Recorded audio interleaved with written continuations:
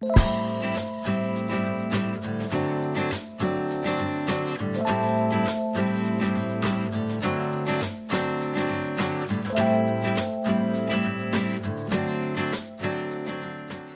uma semana chega ao fim e talvez você se encontre num mar de preocupações. Milhões de perguntas rondam sua mente. O que eu faço com meu cartão de crédito? E o cheque especial? E o financiamento do carro? E a crise do país? E a desvalorização do real? Enfim, eu poderia encontrar 1 milhão de questões para você continuar a se preocupar. Mas o TVCH Entrevista está focado na solução. A pergunta fundamental é: apesar de todo esse contexto, o que você pode fazer para se equilibrar e, por consequência, equilibrar as suas finanças? Hoje eu converso com a Cléo Fernandes, pesquisadora de Dáquila Pesquisas, e Wagner Spadini, gestor de recursos humanos, psicanalista e educador financeiro. Eles têm realizado palestras por todo o país para sensibilizar as pessoas sobre a educação financeira e é o resultado deste trabalho que você conhece no nosso bate-papo de hoje. Muito bem, Wagner e Cléo, primeiramente sejam muito bem-vindos ao TVCH. Obrigada. Para nós é uma honra e eu imagino que quem está nos acompanhando deve estar interessadíssimo, especialmente no momento onde as pessoas têm um pré-conceito de que o momento de crise que é importante chorar e se lamentar, não é verdade? Exato. Bom, comecem nos contando um pouquinho sobre o que é, afinal de contas, educação financeira.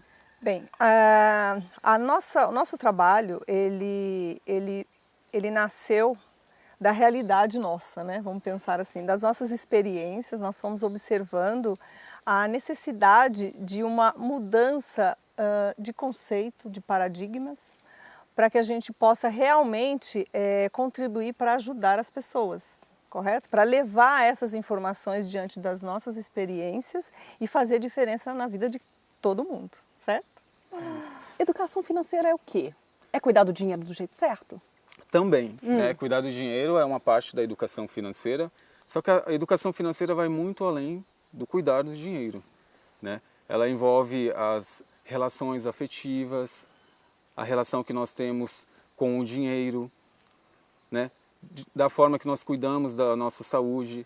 Então, a educação financeira ela abrange várias áreas da nossa vida porque nós falamos da prosperidade. Fala um pouquinho sobre essa prosperidade, sabe, Wagner? Quem nos acompanha às vezes fica com aquela sensação de que se eu guardo dinheiro, só guardo dinheiro, eu sou próspero, né? E às vezes a prosperidade é um conceito muito mais amplo, né? Porque se eu estou guardando dinheiro, mas não cuido da minha saúde, não cuido da minha atividade física, eu não estou vivendo uma vida completa, plena. Isso. Hoje nós temos o conceito errôneo de que a pessoa próspera ou rica é a pessoa que acumulou mais bens. Só que isso não é verdade, né? A prosperidade e o sentimento de riqueza é algo subjetivo. Nasce diante do valor que eu tenho do dinheiro, a relação que eu tenho com o dinheiro e a representação do dinheiro na minha vida, né? Qual é a representação que o dinheiro tem para mim? Então, não está na quantidade, mas sim na relação que eu tenho com o dinheiro, com as finanças. E é dessa forma que é estruturada a prosperidade na nossa vida. Basicamente entre essas duas energias, doar e receber. O que é o doar e receber? Por que essas frequências, essas energias, esses universos são importantes? O doar e receber, né, essas duas energias fazem rodar a roda da prosperidade, né? O doar, existem duas formas de você doar. A caridade, que é quando você dá algo para alguém que precisa, está necessitado. E também a generosidade, quando você dá algo para alguém que não precisa, mas você está fazendo esse ato porque você gosta daquela pessoa. Aquele e você presentinho. É generoso. Isso. E é bacana, acho que também salientar que um dos nossos objetivos é não ficar só nessa parte técnica, né? Por exemplo, o que eu estou emanando para o universo, né? Dentro desse contexto que o Wagner acabou de colocar, da generosidade e da caridade, quando a gente faz essa ação, né? A gente executa essa ação, a gente está emanando também uma energia, uma frequência, sei lá, como cada um quiser nomear, né? Então isso faz, você cria uma onda que você está mandando para o universo e isso volta, né? Isso retorna para a gente. Então é muito importante a gente observar isso e ter esse equilíbrio, né? Entre a caridade e a generosidade, que quer dizer exatamente o quê? Por exemplo, quando eu estou aplicando a generosidade, seria o dar para aquele que não precisa, né? A caridade, eu estou aplicando o quê? Eu estou oferecendo algo para aquela pessoa que necessita, certo? Só que se eu não tiver um equilíbrio entre esses dois, o que acontece? Por exemplo, a caridade. Eu executo sempre a caridade porque é bonito, a gente aprende isso, né? Só que o que eu estou emitindo para o universo? Que eu preciso ter carência para receber. E isso é um problema bem complicado, não é, Wagner? E isso é muito comum, a gente ficar na energia só da caridade. Eu faço caridade, caridade, e nisso eu vou mandando uma mensagem para o meu inconsciente dizendo o seguinte: eu só posso receber do universo se eu estiver na falta.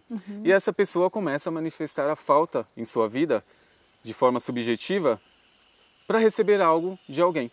E nós temos um país, né, com um grande exemplo disso. Muitas pessoas recebendo bolsas do governo. Muitas vezes essas pessoas não precisam, né, poderiam até manifestar a riqueza em suas vidas, só que elas se acomodam na energia de receber a caridade do outro. Isso eu não estou generalizando, porque realmente existem pessoas que precisam dessa caridade. Mas tem algumas pessoas que se colocam na posição de caridade para ficar nessa zona de conforto. Então tem que haver o equilíbrio entre a caridade e a generosidade. Por isso que se fala tanto que a gente tem que ensinar a pescar e não dar o peixe sempre, né? Exatamente. Isso. Agora, você falava que a roda da fortuna, ela tem a vertente do receber, né? Mas também tem uma outra vertente. Isso, é o doar e o receber, né? E o receber também nós encontramos muitas barreiras. É muito comum nós termos o bloqueio de receber algo de alguém. Não precisava. Exatamente. Isso acontece muito quando nós recebemos o presente de alguém, né? E nós falamos, não precisava você trazer esse presente para mim. Aí fica até aquele clima chato, né? E com o tempo, se o seu amigo escutou isso várias vezes, ele perde o prazer de dar esse presente. E da mesma forma o universo. Todas as vezes que, se alguém tentar nos ajudar ou ser generoso conosco e nós recusarmos isso, a gente passa a mesma mensagem para o universo. Não, eu não quero, não, eu não aceito, não, eu não preciso. E o universo para de trazer para a gente os presentes. Essa é a energia que nós geramos com esse pensamento. Tem aqueles ditados, né? Aquelas frases de efeito, né? A palavra tem poder. Então, na prática nossa e na forma como a gente gerencia as nossas finanças e a nossa prosperidade, a forma como eu lido com o dar e o receber fazem uma senhora diferença no quanto eu vou ser próspero no futuro ou não. Com certeza, e eu colocaria também até a gratidão, né? Que a gente ouve tanto. Fantástico isso, né? Cleo. Porque a gratidão, às vezes a gente esquece, né? Por exemplo, dentro desse contexto ainda, dizer, eu recebi um presente, não precisava. A gente não precisa falar isso, né? Nossa, que legal! Nossa, isso aqui vai me ajudar muito. Então, o que a gente está fazendo com isso? A gente está agradecendo e falando, eu posso receber, mesmo que eu não esteja precisando, não é? Então, isso é uma coisa muito importante, a gratidão. A gente acha que não, mas a gratidão é algo que pode contribuir muito para a nossa prosperidade. Isso é fantástico porque a gente pensa de novo, né, isso como algo etérico, né, ou como frase de efeito. E a própria neurociência já vem comprovando que a gratidão faz diferença sim nos mecanismos e hormônios que vão ser liberados e que retroalimentam a nossa percepção de bem-estar. A própria Susana Herculano Hensel fala disso na neurociência e isso só mostra, e isso é importante a gente ter em mente, que aquilo que eu digo, aquilo que eu emano é o que vai fazer efetivamente a diferença na forma como eu prospero. E eu estava pesquisando sobre o material de vocês e vocês falam também sobre leis individuais que regem a nossa prosperidade. Que leis são essas? Explica essa dica para o pessoal. Então, para quem está começando, basicamente é o seguinte, nós temos 4 leis que regem o universo financeiro e econômico. A primeira lei é a lei do ganhar. A primeira coisa que nós temos que fazer é ganhar. Segundo, a lei do gastar. Terceiro, a lei do economizar. E quarto, a lei do investir. Então gastar não é o primeiro, não. Não é o primeiro, mas é a parte que a maioria das pessoas ficam, né? Exatamente. E por que é importante essa ordem? Por que a gente segue esses 4 pilares? Se não houver um mecanismo de gestão e uma ordem, né? Nesse caso, a ordem dos fatores altera o produto. Porque se eu gastar antes de ganhar, eu vou ter um rombo gigantesco no meu orçamento, poderei ter um rombo gigantesco no orçamento. E é isso que acontece muito, por exemplo, no uso do cartão de crédito. A pessoa gasta mais do que ela ganha, e quando ela vai fazer os cálculos ou a gestão, ela vê que o orçamento dela está todo comprometido porque ela gastou mais do que ela ganhava. Ou seja, primeiro você tem que ganhar, aí você faz os cálculos, né, dos seus gastos mensais e vê se você tem ainda sobra, né, um excedente para você gastar com outras coisas. E no geral as pessoas erram nisso, elas gastam com a promessa, né, na esperança de que ela vai ganhar o suficiente para cobrir os seus gastos. Perfeito. E o inverso faz total sentido, né? Sim. Desculpa te interromper, Cleo, porque também existem os tio patinhas por aí, né? Tem. Que só ganha, mas também não retorna para si o benefício que o dinheiro pode trazer, né? Porque assim, eu acho que o planejamento, né? O planejamento é algo que poucos fazem, mas é uma das chaves aí, né, para a prosperidade que realmente a gente precisa, né? E às vezes é uma coisa muito simples. Por exemplo, o cartão de crédito ele pode ser um vilão, mas ele pode ser uma ferramenta de organização, porque a fatura ela já é algo que você não precisa fazer nada, ela já vem lá tudo especificado, entendeu? Então assim, o bom uso do cartão de crédito ele pode sim ajudar nesse planejamento que às vezes a gente não sabe como fazer exatamente, uma planilha, como que eu faço, Então o cartão de crédito ele já traz isso, né? Só que isso a gente tem que aprender a usar de uma forma planejada, consciente, para que a gente não entre aí, né, nisso que o Wagner falou, no descontrole, né, financeiro. Para vocês verem, né, que como tudo na vida, o modelo mental faz toda a diferença no conceito que vocês falam. E aí eu queria entrar num ponto que a Cleo fala e me remete muito quando eu pesquisei o material de vocês. Vocês falam que nós somos divididos em 3 classes, né? Pobre, o classe média, o rico, e que isso não é necessariamente quanto ele acumulou no mês de rendimentos. Me fale um pouquinho mais sobre isso. Eu acho muito interessante esse assunto, adoro esse assunto, porque quando a gente começa a explicar exatamente, né, cada característica, né, a gente é até engraçado, né, porque você se identifica em uma delas, ou você até se identifica em situações em cada uma delas, né? Eu gosto da forma como o Wagner explica Nós bem fazemos isso. até um teatro durante as palestras e as pessoas vão se contorcendo na cadeira porque elas vão se identificando com os comportamentos. E às vezes dói, né? Isso. Eu brinco até com o Wagner que às vezes dá vontade de falar só um minutinho, eu vou no banheiro chorar. Vou ali cortar meu pulso e já volto. Isso. Explica, Wagner, da sua forma. Então, basicamente é assim, o pobre, todos os recursos que ele ganha, ele gasta para a sobrevivência dele.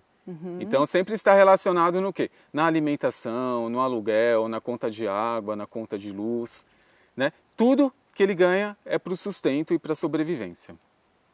A classe média, o comportamento dela é o seguinte, tudo que eles ganham vai para o conforto. E o conforto é só para fazer com que ele se sinta inserido dentro de um meio, né? Ele quer o status, para ele permanecer ali na classe média ou subir e ascender para ser um rico. Para baixo é que ele não quer voltar. Isso, não quer. Então, por exemplo, se ele ganha 10 mil reais por mês e ele teve um aumento de 5 mil reais e está ganhando 15, ele já fica pensando aonde ele vai usar esse dinheiro. E todas as ideias que ele tem estão voltadas para o conforto. Comprar um carro mais potente, um apartamento maior. Um segundo carro. Então ele agrega toda a renda dele no conforto. Porque ele quer o status, ele quer se sentir. E o rico, ele pensa da seguinte forma. O que o dinheiro pode me proporcionar? Então ele pensa a longo prazo. Então a maioria das vezes o rico, o que ele faz? Ele investe o dinheiro por muitos anos e depois esse dinheiro começa a trabalhar para ele. E ele atinge o quê? A liberdade financeira, onde o dinheiro traz um rendimento que é superior ou igual aos gastos mensais dessa pessoa.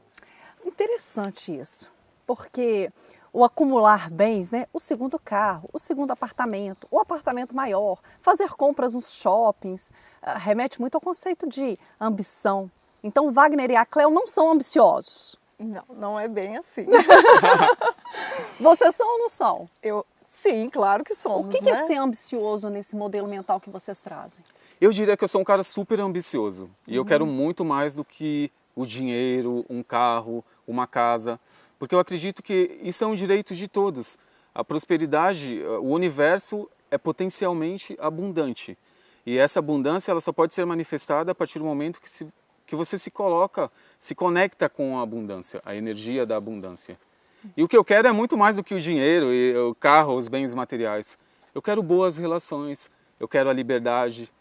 Então eu acredito que o rico é aquele que é livre, que pode fazer o que ele ama, o que ele gosta.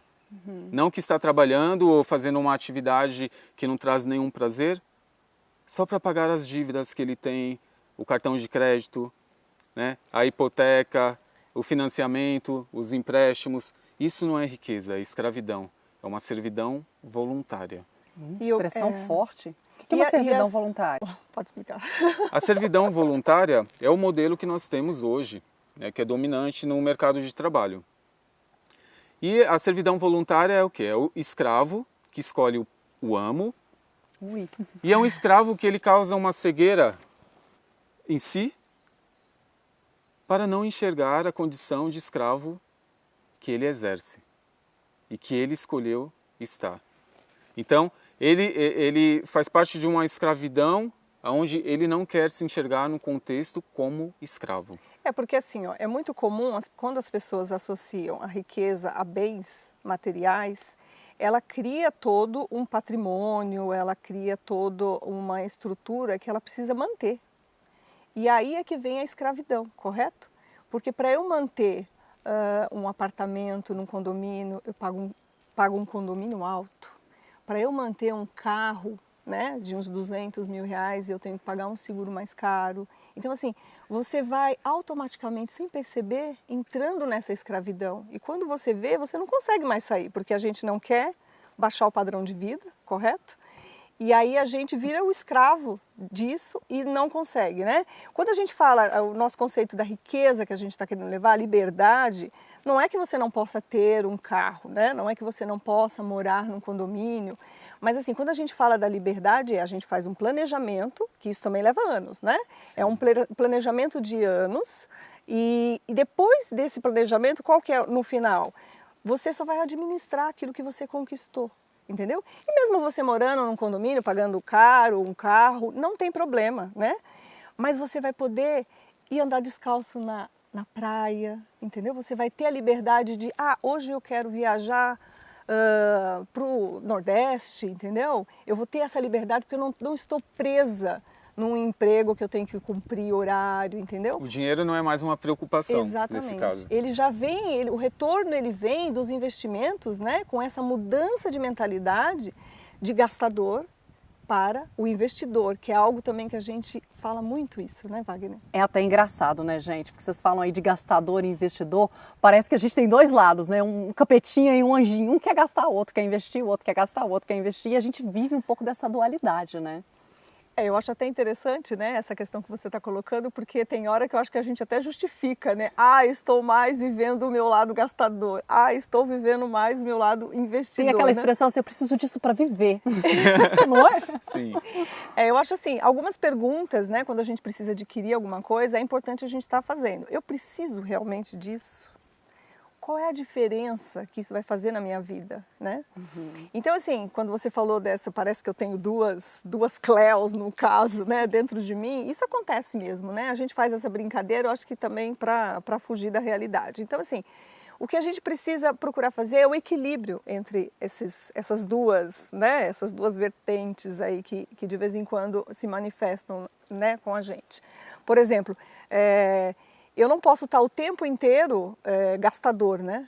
Eu tenho lá 5 pares de sapato que me atendem.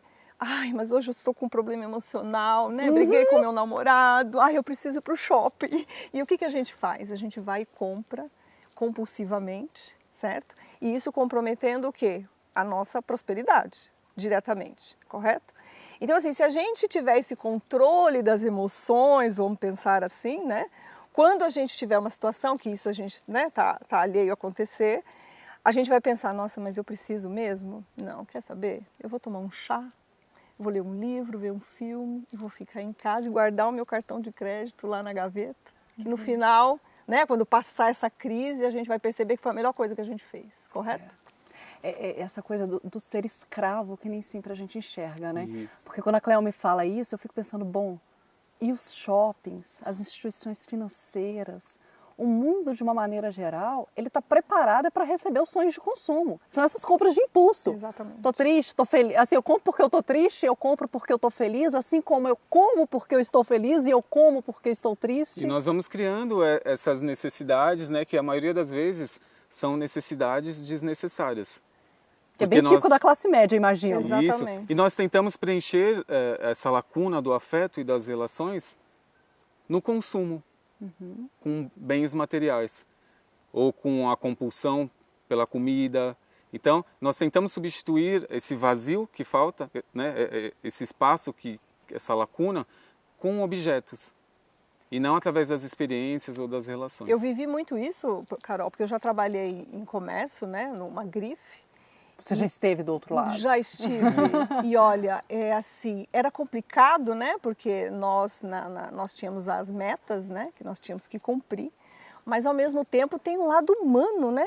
Que eu percebia e eu falava, gente, porque a gente tinha a carteira de clientes, então a gente acabava sabendo, né? A fundo o que cada um estava passando.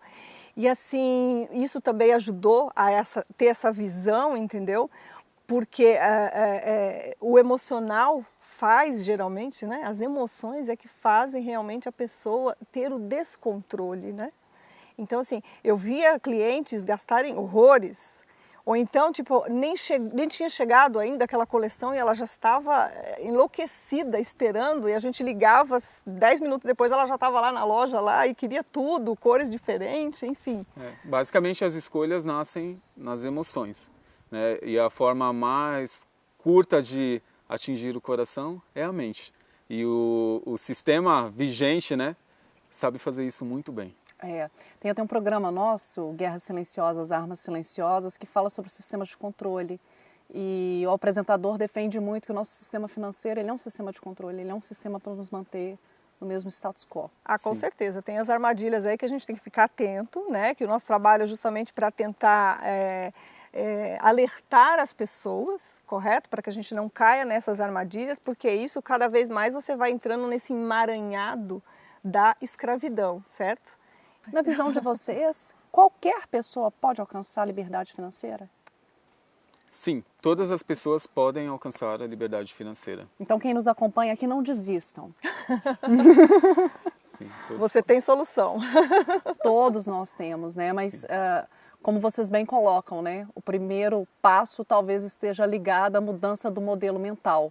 Na experiência de vocês, para quem nos assiste hoje, qual o primeiro passo que ela pode dar em prol dessa liberdade financeira? Olha, Carol, eu colocaria assim a alimentação, né? Porque quando a gente começa a apresentar o nosso trabalho, as pessoas acham que a gente vai falar só de números, de conta, de cartão de crédito, de débito, de crédito, e na realidade não é, né? Porque assim, por que a gente fala da alimentação? Porque um corpo realmente nutrido, né? Quando a gente fala de alimentação, a gente está falando de nutrição. Hoje, né, você vai num supermercado, tem as facilidades da vida moderna, né? Que é os embutidos, os enlatados, correto? Tem aí várias coisas que, na realidade, não estão trazendo nutrientes que o nosso organismo realmente precisa, certo? Então, assim, nós tentamos buscar no mercado novas tecnologias, porque o alimento também é uma tecnologia, desde que ela seja bem utilizada, né? E nós encontramos várias. Uma delas que é fantástica, que é considerada uma planta milagrosa, é a moringa, tá? A gente consegue achar isso na internet, vocês podem entrar na nossa página também, que lá vai ter informações sobre isso, certo? A moringa ela é utilizada na África para combater a fome. Olha que interessante isso, correto? E é algo que não engorda, né? Porque hoje todo mundo é fit, né?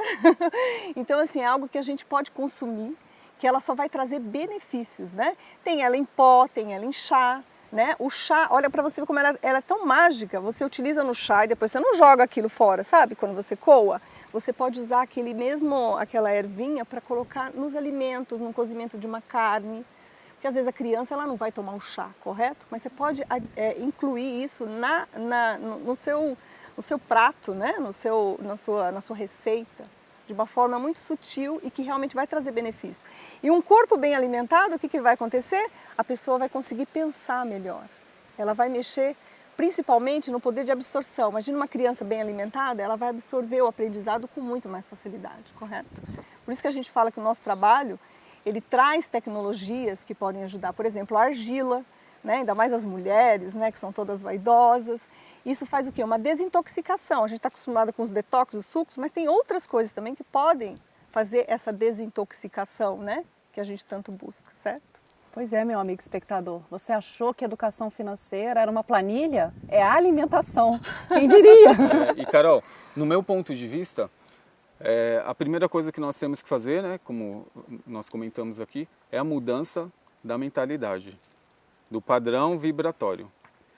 E o segundo, que a maioria das pessoas se perdem, né, quando vão ganhando dinheiro, é nunca esquecer o motivo pelo qual elas desejam ser ricas.